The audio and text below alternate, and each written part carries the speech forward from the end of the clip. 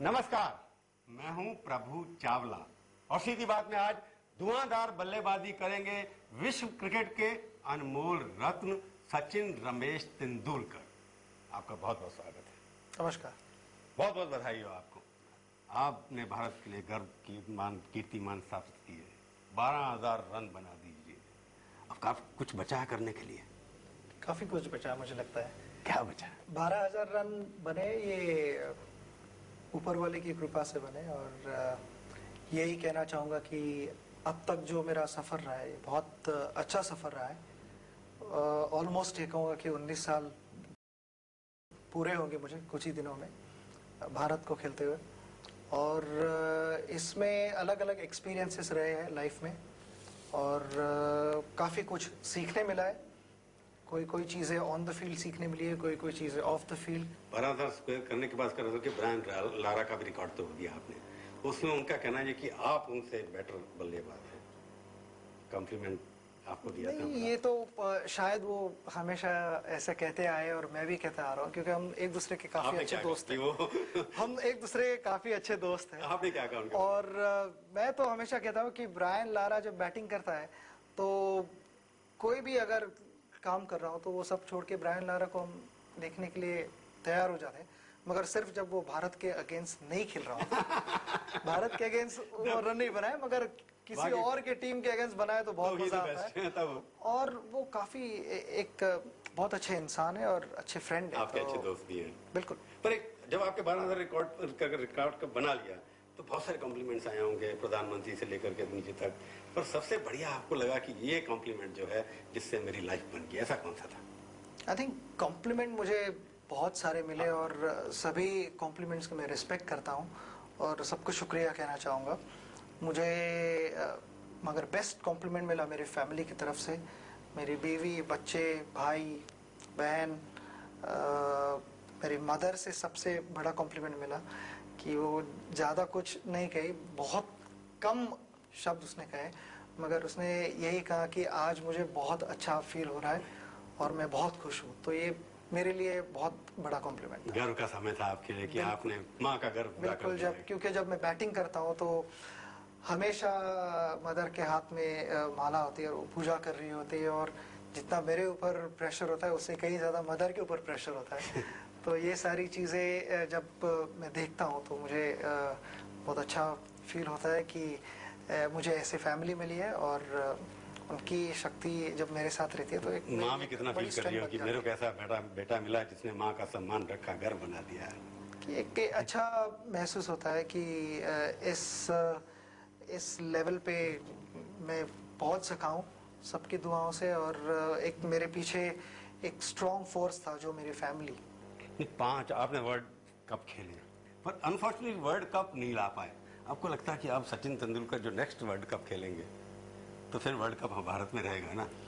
ये world cup जितवा के वापस अपने देश में लेके आना ये सभी क्रिकेटरों का एक ख्वाब रहता है, और इससे बड़ा मुझे लगता नहीं कोई किसी क्रिकेटर का ड्रीम होता है। तो और जो सारे देशवासी हैं उनके लिए भी इससे बड़ी कोई चीज़ नहीं हो सकती। तो ये मैं कुछ नई चीज़ नहीं कह रहा हूँ कि मुझे वर्ल्ड कप जीतने का मौका मिलेगा तो उसमें बहुत ज़्यादा मजा आएगा। टीम जीतेगी ना, जिसमें सचिन तेंदुलकर भी होंगे। बिल्कुल। ये सिर्फ टीम नहीं, ये कप भारत का रहेगा। 2011 का वर्ल्ड कप जो छठा वर्ल्ड कप आपका होगा, रिकॉर्ड बन जाएगा ना वो भी एक किस्म से। तो 2011 को अभी 2 साल बाकी है और मैं हमेशा नेक्स्ट मैच और नेक्स्ट स्टोर का सोचते आया हूँ। ज़्यादा आगे जाने की भी कोशिश नहीं करता हूँ क्योंकि उसमें आपके इमीडिएट फ्यूचर का फोकस आप लूज कर सकते हैं। सचिन तेंदुलकर तो कूलेस्ट, गुस्सा कभी नहीं आता, शांत रहते हैं, एक रोल मॉडल है, और आपके साथ भी शांत रहे, भज्जी है, इस तरह के लोग हैं। तो इन दोनों के साथ सचिन तेंदुलकर कैसे ड्रेसिंग रूम में कैसे अपने आप को एडजस्ट करते हैं? आप देख के हंसते रहते हैं उनको? नहीं, मैं भी काफी मजाक करता हूँ उनके साथ। और मजाक आप? बिल्कुल, लाइफ में कलर होना चाहिए और हमारे टीम में काफी कलरफुल कैरेक्टर्स है, तो उनका कलर हमारी टीम में रहना काफी इम्पोर्टेंट है। चढ़ जाता है। नहीं, बिल्कुल, सबका एक अलग अलग कैरेक्टर है और वो सब अलग अलग आप जैसे एक रेनबो चिकन करी या जो भी बनाते हो उसमें अलग अलग स्पाइसेस डालते हो, तो अलग अलग चीज अलग अलग फ्लेवर लाती है। तो ऐसे ही हमारी टीम भी है, अलग अलग कैरेक्टर्स है, और वो एक इकट्ठा जब आते हैं तो एक अच्छा एक स्ट्रॉन्ग फोर्स बन जाता है। चिकन करी में स्पाइस ज्यादा होनी चाहिए तो आप क्या है उसके अंदर? ये ऐसे नहीं, ये तो मैं टीम वालों के ऊपर छोड़ूंगा कि उनको क्या लगता है कि मैं कहाँ फिट होता हूँ उसमें। और काफ़ी सारे अलग प्लेयर्स हैं जो कोई प्लेयर्स ऐसे हैं जो थोड़े सीरियस होते हैं, बहुत सारे प्लेयर्स मजाक कर लेते हैं, कोई कभी कभी मजाक। कौन सबसे ज्यादा मजाक किया आपकी टीम में? आई थिंक भज्जी काफ़ी मजाक करता है, और युवराज सिंह है,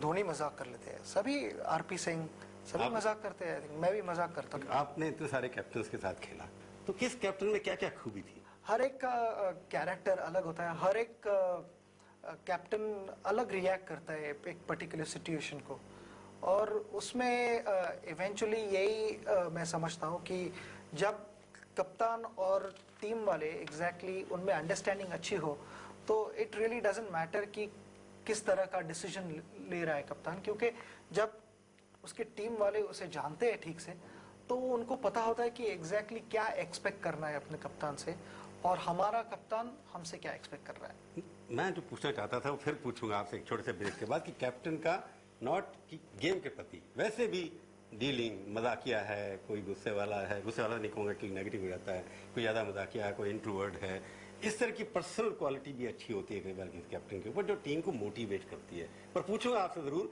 एक ब्रेक के बाद।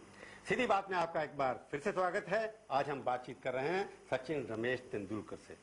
मैं आपसे पूछा था कि काफी क्रिकेट बदल गया, कौन सा कैप्टन अच्छा था बुरा था ये नहीं पूछा, पर हर कैप्टन में खूबी थी। ये नहीं कहते कैप्टन टेक्निकल गेम कैसे चलाते हैं, व्यक्तिगत भी होता है। तो आपको याद है ऐसा कि इन कैप्टन में से किसी के बारे में कुछ बोल सकते हो आप? आई थिंक मेरा फर्स्ट टूर जो था पाकिस्तान को मेमोरेबल था, क्योंकि 16 साल की उम्र थी, और जिनको मैं इतने साल टीवी पे देखे जा रहा था उन्हीं के साथ में वही टीम का एक पार्ट हिस्सा बन गया था। तो ये एक पहली टूर थी जहाँ पे श्रीकांत हमारे कप्तान थे, और श्रीकांत तभी भी जब मैं 16 साल का था, और अभी भी आज भी जब 35 साल का हूँ, उतने ही मजाक करते हैं और उतना ही हंसाते हैं। और एक जो टेंशन रहता है ड्रेसिंग रूम में, कहीं कहीं टाइट सिचुएशन आते हैं, तो वहाँ पे थोड़ा टांग खींच लेते, टेंस एटमॉस्फेयर होता है, तो वहाँ पे वो एक कोई जोक मार के थोड़ा रिलैक्स करते थे सब, और गेम के लिए प्रिपेयर करते थे, एक अच्छी तरह से, एक अलग तरह से प्रिपेयर करते। तो वो कह सकता हूँ। दूसरा एक अगर एग्जाम्पल और एक देना है तो प्रॉब्लली मैं दे सकता हूँ राहुल द्रविड़ का। राहुल द्रविड़ काफ़ी सीरियस से प्लेयर है और फोकस्ड है, और उनको थोड़ी शांति अच्छी लगती है, तो वो एक अलग तरह के कप्तान थे। हाँ, दो कंट्रास्ट थे मैं कहूँगा, कि एक श्रीकांत जो बिल्कुल जोक और हंसी मजाक करते थे, और एक राहुल जो काफ़ी फोकस्ड और सीरियस है। तो मैं आपसे सीधी बात करूं कि जो 18 साल पहले का सचिन और आज के सचिन में क्या फर्क है? सिर्फ उम्र का फर्क है और कुछ नहीं है। बाकी दम वही है। मुझे लगता है कि क्रिकेट एक्चुअली दिल में होना चाहिए, उम्र में नहीं होना चाहिए। तो आप फिल्म एक्टिंग कर रहे हैं क्या? नहीं, जो ग्राउंड पे होते हैं वही काफ़ी है हमारे लिए परफॉर्मेंस। हमारे परफॉर्मेंस में कोई रीटेक्स नहीं होते, और मेरे को जमता भी नहीं है वो सब। तो आई थिंक मैं काफ़ी खुश हूँ, क्रिकेट खेलने में ही काफ़ी खुश हूँ। आजू बाजू थोड़ी बहुत चीज़ें इधर उधर होती है, वो ठीक है। तो फिल्म एक्टिंग नहीं करेंगे? आपके पास प्रपोजल है सुना है? नहीं, मैं क्रिकेट के साथ ही रहूँगा, जो भी होना है वो क्रिकेट फील्ड पे ही होगा, और मुझे क्रिकेट के हीरो रहेंगे आप हमेशा? कोशिश तो क्रिकेट खेलने की रहेगी। पर सवाल एक 2011 के लिए तैयारी तो कर ही रहे हैं ना आप? रिटायर होने के तो चांस है ही नहीं, क्योंकि आप अच्छा खेल रहे हैं। नहीं, अभी तो रिटायर होने का कोई सोच नहीं रहा हूँ। और उसी हिसाब से फिट है। अगर मैं रिटायर होने का सोचता हूँ तो मैं बताऊंगा। इसमें कोई छुपाने की चीज़ नहीं है कि मैं रिटायर होने वाला हूँ, तो इसमें कोई ऐसी न्यूज़ बन जाएगी। लेकिन इसमें मुझे ऐसा लगता नहीं कि ये कोई नेगेटिव न्यूज़ रहेगी जिसको मुझे छुपा के रखना चाहिए सबसे। अगर मैं होऊंगा रिटायर तो मैं बताऊंगा आपको। पर अभी आपका कोई मंशा नहीं है, कोई इच्छा नहीं है, आपका शरीर बड़ा फिट है उसके लिए। पर एक बात बताइए, आपके दोस्त रिटायर हो गए, अभी सौरभ मेरे को मिले थे थोड़ी देर पहले, कि एक सवाल जरूर पूछना सचिन से। कह रहे थे कि अगर मैं ड्रेसिंग रूम में नहीं होऊंगा तो आप किससे बातचीत करेंगे?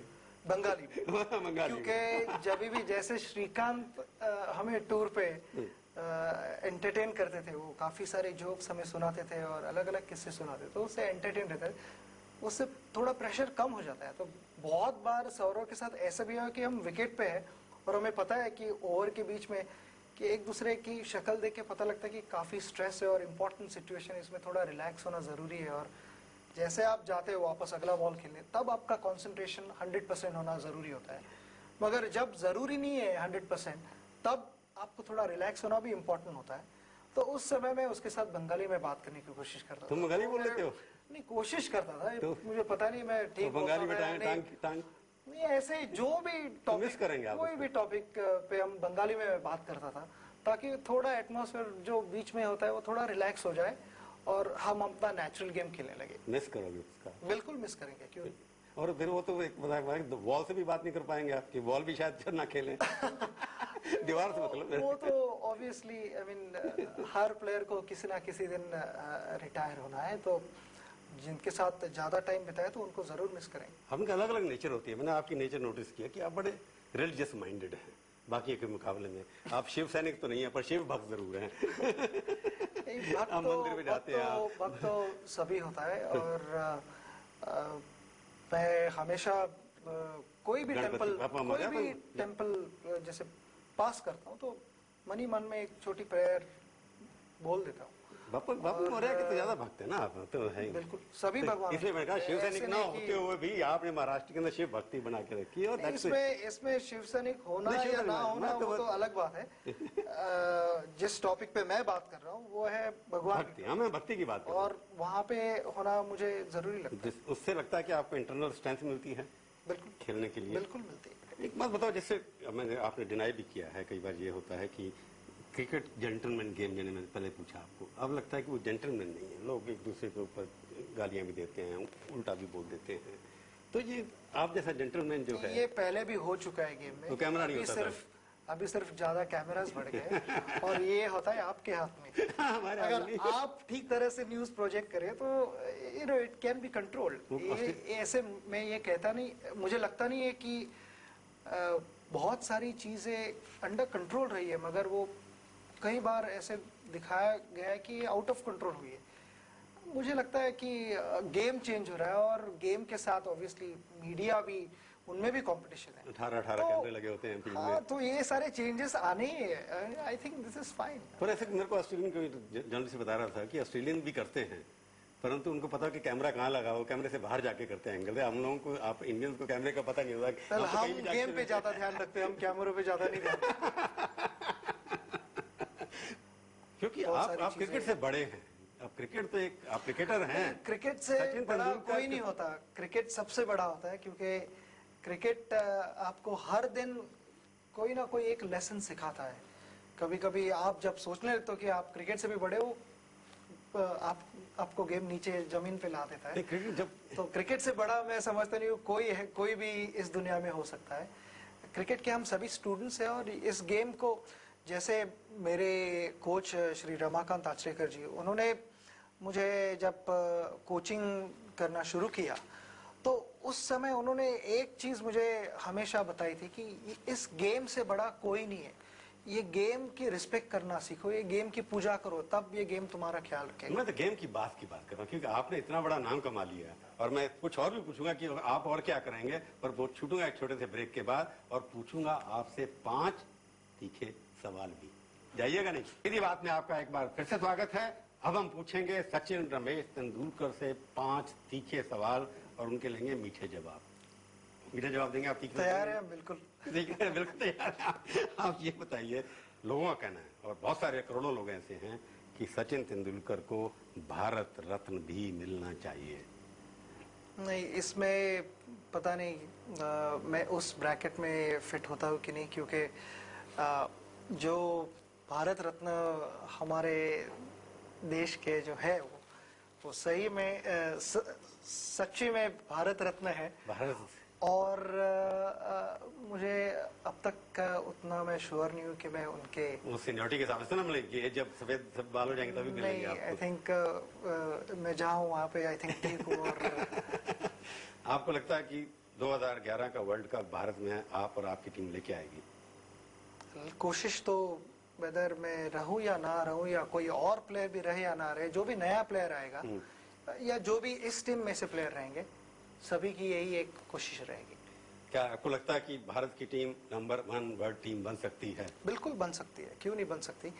हमारी कोशिश यही रही है। और अगर आदमी के सामने लाइफ में, जनरली मैं बोल रहा हूँ, कोई टारगेट नहीं रहेगा तो वहाँ पे आपको फोकस्ड और एक डिटर्मिनेशन, जो इंस्पिरेशन मिलते हैं काफ़ी चीज़ों से, वो मिलना मुश्किल हो जाएगा। तो हमारे टीम का यही टारगेट है कि हमें टॉप पे रीच होना है। अच्छा, एक बात बताइए, आपको कुछ ऐसी चीज याद है जिसको देख के आप बोलता है ये सबसे अनकंफर्टेबल या sad moment of your life in cricket? I think sad moment, इतना दुखी जिसमें बहुत दुख हुआ आपको? 2003 वर्ल्ड कप, जब हम फाइनल तक पहुंचे और फाइनल में हमने कुछ ज़्यादा ही ट्राई किया, कुछ ज़्यादा ही अग्रेसिव थे और हमें इतना बुरी तरह से जीतना था कि हमें कुछ भी हो जाए हमें जीतना ही है। तो उस मेंटल मेकअप से हम जब गए थे खेलने, तो मुझे लगा कि अगर दोबारा वैसे चांस मिलता था तो हम शायद जीत जाते, थोड़ा अलग प्रिपेयर करते थे गेम। तो वो हारना आपको थोड़ा जो है, बिल्कुल, क्योंकि हम इतने पास आए वर्ल्ड कप जीतने के और अच्छा खेल रहे थे और फाइनल में आके अच्छा प्रदर्शन नहीं कर पाए, तो उसका दुख। और दूसरा जो आखिर सौरव और कुंबले जा रहे हैं अब आपके बाय बाय करके आपको क्रिकेट से, तो आपको लगता नहीं कितने दुखी होंगे आप? सिर्फ मैं नहीं, सारा भारत दुखी है। और जैसे मैंने पहले भी कहा कि ये दोनों जस्ट ऐसे ही सिर्फ अच्छे प्लेयर्स नहीं, दोनों ग्रेट प्लेयर्स हैं। और हमेशा जब ग्रेट प्लेयर्स टीम से जाते तो कुछ समय के लिए वहाँ एक वैक्यूम बन जाती है, तो वो ऑब्वियसली फुलफिल करना वो गैप, वो इजी नहीं होता। कोई ओवरनाइट अनिल कुंबले या ओवरनाइट सौरव गांगुली नहीं बनता।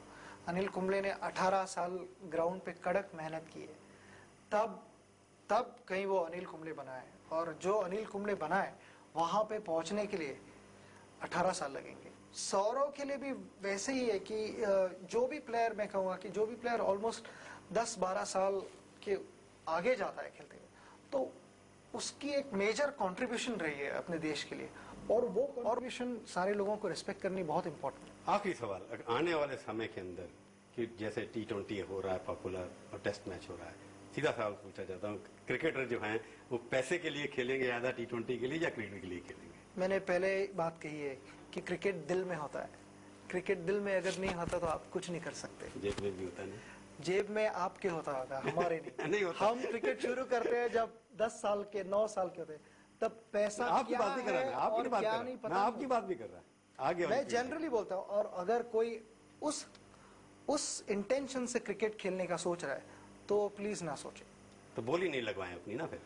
बिल्कुल, आई मीन वो बिडिंग जो करवाते हैं कोई चीजें हमारे कंट्रोल के बियॉन्ड होती है, बट जस्ट बिकॉज की बोली होती है या नहीं होती, इससे क्रिकेटर का महत्व कम या ज्यादा नहीं सचिन की होता। बोली नहीं लगी ना, इसमें ज्यादा या कम नहीं होता। उसमें क्रिकेटर आखिर में ग्राउंड पे जाके जो अपना परफॉर्मेंस देता है, और परफॉर्मेंस से ही वो बड़ा या सच में अब आपसे बहस से करूंगा कि लोग मारेंगे मेरे को। आप हमारे स्टूडियो में आए, बहुत बहुत धन्यवाद। शुक्रिया।